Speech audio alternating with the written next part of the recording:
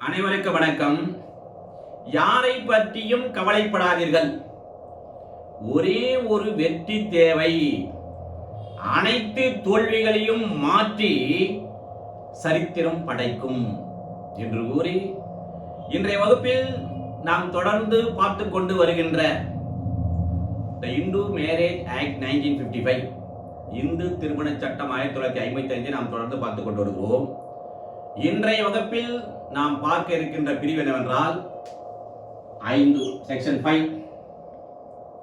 இந்த இந்து மேரேஜ் ஆக்ட்ல இப்போதைக்கு ரொம்ப அவசியமான ஒன்று தெரிந்து கொள்ள வேண்டியது. எல்லாருமே இது எல்லாரும் ஒரு அவேர்னஸ் மாதிரியே, not only advocate, not only academic purpose, அது ஸ்டூடெண்ட்டுக்கு அல்லது ஜட்ஜஸ், ஈவன் பப்ளிக்ல கூட தெரிந்து கொள்ள வேண்டிய ஒரு சட்டம் இது. எனவேதான் இதை தொடர்ந்து எடுத்துக்கொள்ள இருக்கின்றோம். இப்போ பார்த்தீங்கன்னா இதுல டோட்டலா 30 செக்ஷன்ஸ் இருக்குது. இப்போ 5வது செக்ஷன் பார்க்க போகிறோம். இதில் என்னுடைய கேள்வி என்னவென்றால், இப்போ இவர்கள் இருவருக்கும் திருமணம், இவர்கள் இருவரும் இந்துக்கள்.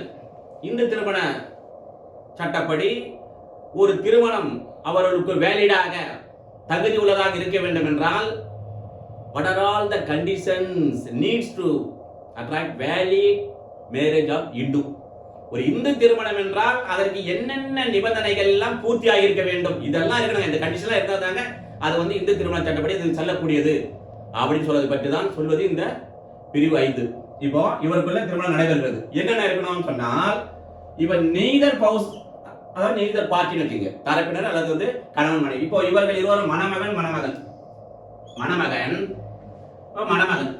இவர்கள் இருவரும் திருமணம் செய்து கொள்ளுகின்ற போது இவர்களுக்கு என்னென்ன இருக்கக்கூடாது, இப்போ என்ன கண்டிஷன் ரெக்வயர்மென்ட் சொல்றல, ஆனா இதுல பாத்தீங்கன்னா இதெல்லாம் அந்த நேரத்தில் அவர்கள் இருக்கக்கூடாதுன்னு தான் இருக்கும். ஒன்னே ஒன்று தான் ஏஜ் மட்டும் தான் சொல்லியிருக்காங்க, 21 இயர்ஸ் 18 இயர்ஸ் இருக்கும். இதெல்லாம் இருக்கக்கூடாது என்பதை பார்ப்போம். நெகட்டிவ்ல இருக்கும். இப்போ பாருங்க, as a spouse living at the time of marriage. இப்போ இவர்கள் இருவருக்கும் யாரு, மணமகன் இங்க திருமணம் நடைபெறுகின்ற போது இவர்கள் இருவருக்கும் லிவிங் யாரு, இவருக்கு ஏற்கனவே திருமணமாகி இருக்கின்ற ஒரு மனைவி இருக்கக்கூடாது. இந்த அம்மாவுக்கு ஏற்கனவே திருமணமாகி கணவர் இருக்கக்கூடாது. அப்ப என்ன பண்றது, 2 பேருமே அன்மேரிடாக இருக்க வேண்டும், திருமணமாகாதவர்களாக இருக்க வேண்டும். ஒண்ணு. அடுத்து என்ன, கிளாஸ் 2ல ஏ பாருங்க, incapable of giving valid consent in consequences of unsoundness of mind.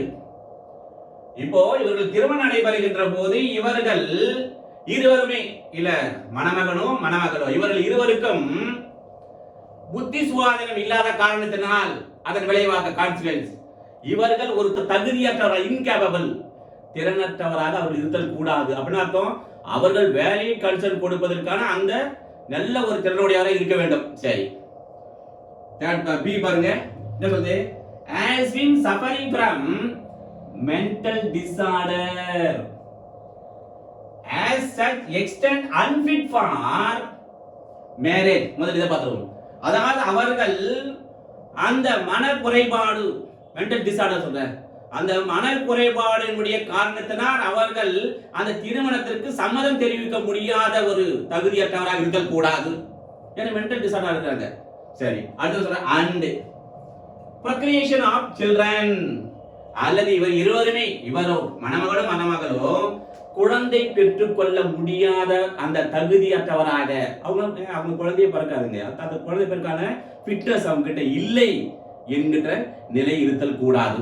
சரி, அப்ப அர்த்தம் குழந்தை பெறுவதற்கான ஃபிட்னஸ் இருக்க வேண்டும் 2 பேருக்குமே. சரி, சி பாருங்க, subject to recurrent attacks of insanity.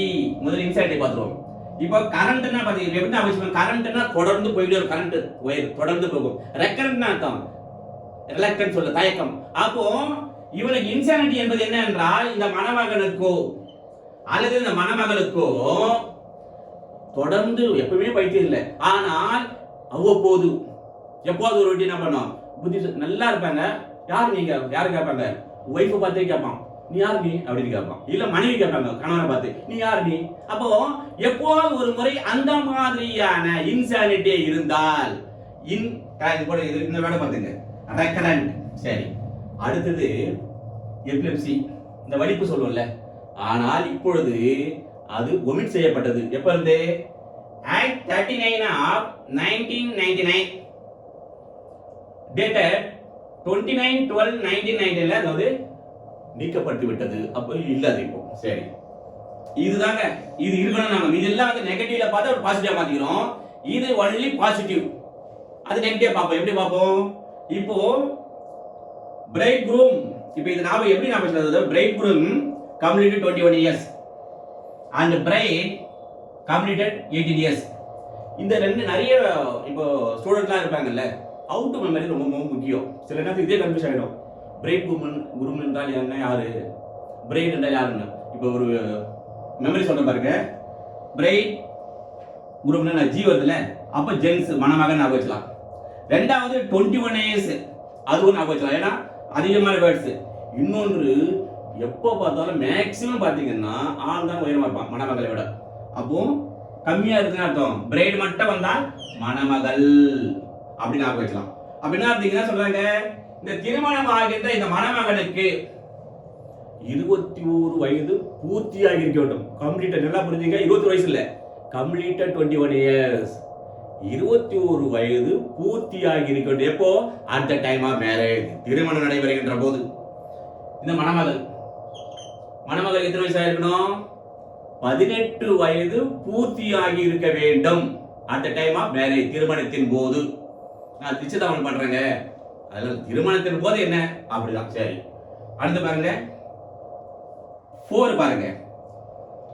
Parties are not within degree of prohibited relationship unless custom usage permit. இப்போ நம்ம ஆல்ரெடி prohibited relationship பார்த்துட்டோம். தடை செய்யப்பட்ட உறவு இவர்களுக்கெல்லாம் இந்து திருமண சட்டப்படி இந்த உறவுகள் எல்லாம். இப்ப இவர்கள் 2 பேருக்கும் இருக்காங்கல்ல, இவர்கள் இருவருக்கும் இந்து திருமண சட்டம் என்ன சொல்றீங்க? 3G படி 3G நம்ம வீடியோ போட்டுக்கிறோம், வேணா பார்த்துருங்க. நான் இப்பவும் சொல்றேன், இந்த இந்து திருமண சட்டத்தை பார்க்கின்ற போது தொடர்ந்து பார்த்து கொண்டு வாருங்கள். மேக்ஸிமம் டெய்லி ஒரு வீடியோ போட்டுருவோம், அப்பதான் உங்களுக்கு ஈஸியா புரியும். இப்படி பார்க்கவில்லை என்றால் 3G பார்த்துட்டீங்கன்னா ஈஸியா புரியும். என்ன சொல்றாங்க? இவர்கள் இருவருக்கும் இடையே அந்த தடை செய்யப்பட்ட இந்து திருமண சட்டப்படி இவங்களுக்கு எல்லாம் தடை செய்யப்பட்டது, திருமணம் செய்து கூடாதுன்ற அந்த உறவு முறை இருத்தல் கூடாது as per 3G. ஆனால் இவர்கள் கூட திருமணம் செய்து கொள்ளலாம். அந்த மாதிரி prohibited relationship இருந்தால் கூட. எப்பொழுது என்று சொன்னால் இவர்களுடைய பழக்க வழக்கப்படி, குடும்ப பழக்க வழக்கப்படியோ அல்ல தொட்டு மூதாது ரொம்ப காலமா பின்பற்றி வரும். அக்கா பொண்ணு கல்யாணம் பண்ணிப்பாங்க, அதே மாதிரி அத்தை பொண்ணு கல்யாணம் பண்ணிப்பாங்க, தாய்மாமன் பொண்ணு கல்யாணம் பண்ணிப்பாங்க. இந்த மாதிரி வழக்கம் வழக்காறு இருந்தால் அல்லது அது அனுமதித்தால், அந்த அனுமதித்தால் தவிர மற்ற நேரத்தில் அவர்களுக்கு திருமணம் செய்து கொள்ளுதல் கூடாது, prohibited. சரி, அடுத்து பாருங்க 5 பாருங்க.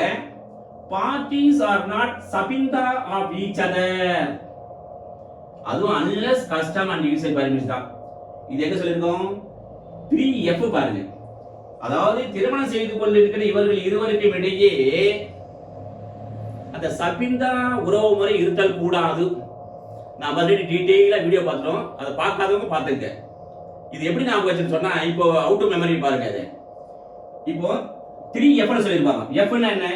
5 பாருங்க. 5 இந்த 5 F father father father father father.